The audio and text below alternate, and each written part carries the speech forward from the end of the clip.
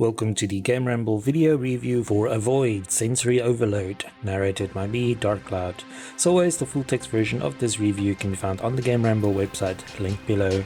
The TLDR for Avoid Sensory Overload is that it's another mobile title to make the leap to PC, but it doesn't feel like a cheap cash-in. The gameplay is addictive, and on higher difficulty levels, the game can provide quite a challenge. The randomly generated levels in endless mode also provide longevity, especially for the price. If you're looking for a pure arcade experience where you can test your reflexes while listening to some nice tunes, then you won't want to avoid this game. Gameplay receives an 7 out of 10. It's a nice arcade experience that is addictive enough to keep you returning for more. Graphics receives an 7 out of 10. It's not quite a sensory overload, but the visuals are colourful and stylish. Sound receives a 7 out of 10. There are different musical genres with some nice tracks. The overall score for Avoid Sensory Overload is 7 out of 10. And now for the full review. Games like Avoid Sensory Overload are pretty popular on mobile devices due to their easy controls and addictive nature, but lately they have also been making the jump to PC.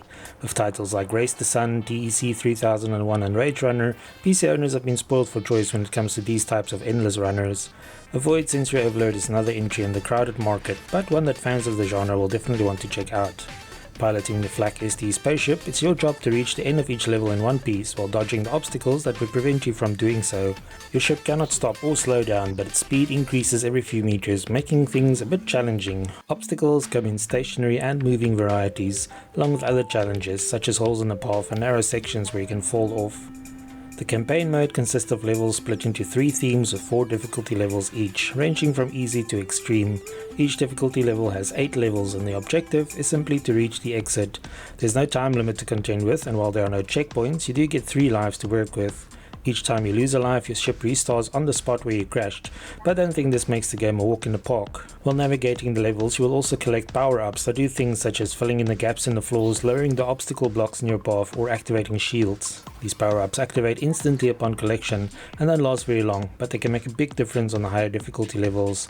The different themes not only have different obstacles, but different power-ups as well, for some nice variety. If you're tired of the normal levels, you can try the endless mode, which features randomly generated stages. There's no end point in these endless levels, so your goal is to stay alive as long as possible with the 1 life you are given. You can still collect power-ups, but the score multipliers that dot these levels are even more valuable.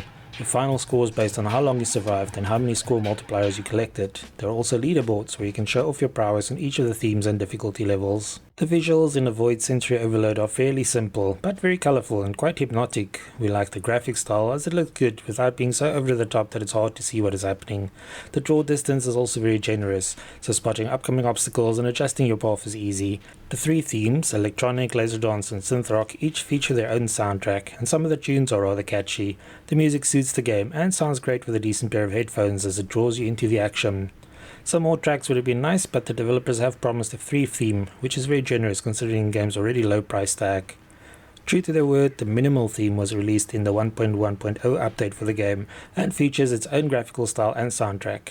The sound effects don't really stand out, but the announcer is a nice touch. The controls are very responsive whether you're using a keyboard or controller. You only have to worry about moving left or right, because you cannot jump and power-ups are activated immediately.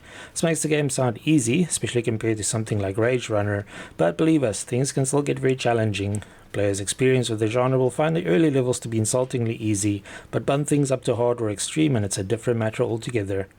While Avoid Sensory Overload is not the best game we've played in the genre, it is fun and addictive. Unlike the mobile version, you don't have to buy any extra themes, and kudos to the developers for not jacking up the price simply because the game is now on Steam. It's also nice to see the addition of Steam achievements and trading cards rounding off the package. If you're new to the genre, Avoid Sensory Overload provides a nice introduction. It starts very easy so that newcomers won't be frustrated, and the price is low enough to make it an impulse purchase that won't cause any regrets. Thanks for joining me for this Avoid Sensory Overload PC review. Remember to like, subscribe and share. Until next time.